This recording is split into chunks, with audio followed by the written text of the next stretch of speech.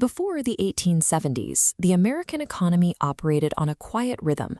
It was a capitalist system anchored by independent freeholder farms and small-scale manufacturing. Then came the railroads. Iron and steel industries expanded at a blistering pace to build out the new infrastructure, disrupting the old agrarian landscape. The scale of these operations required massive capital. Within a few decades, ownership of these core industries consolidated into monolithic corporations known as trusts.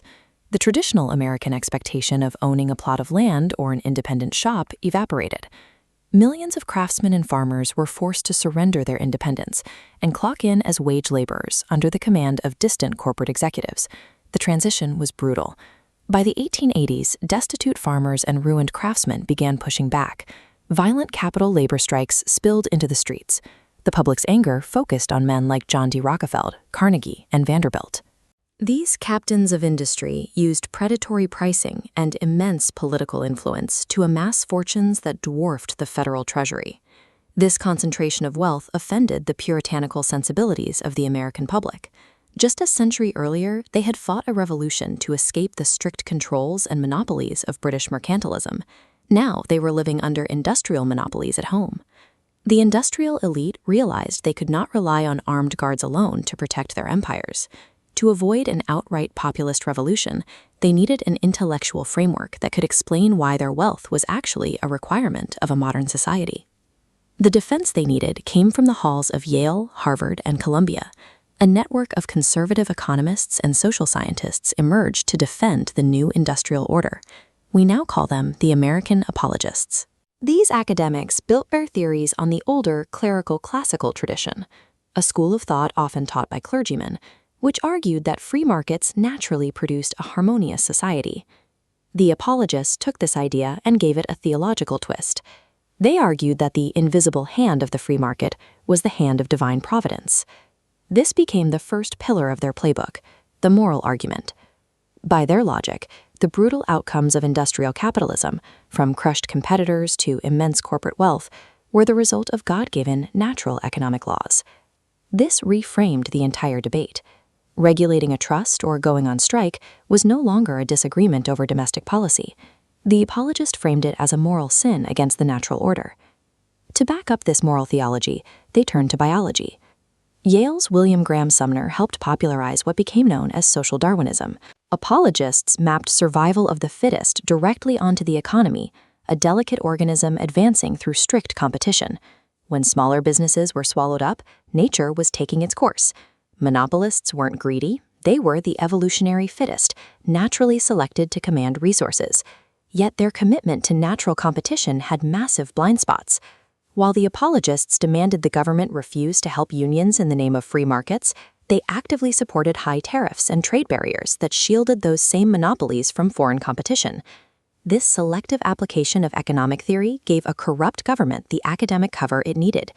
Politicians could send in guards to break up strikes in the name of natural law while simultaneously passing regulations to coddle the trusts. The apologists delivered a public relations masterstroke. The predatory practices and wealth of the industrial elite were officially rebranded as signs of divine merit and evolutionary progress. This extreme ideology did not go unchallenged. Throughout the 1870s and 1880s, a younger generation of American academics returned from studying in Germany.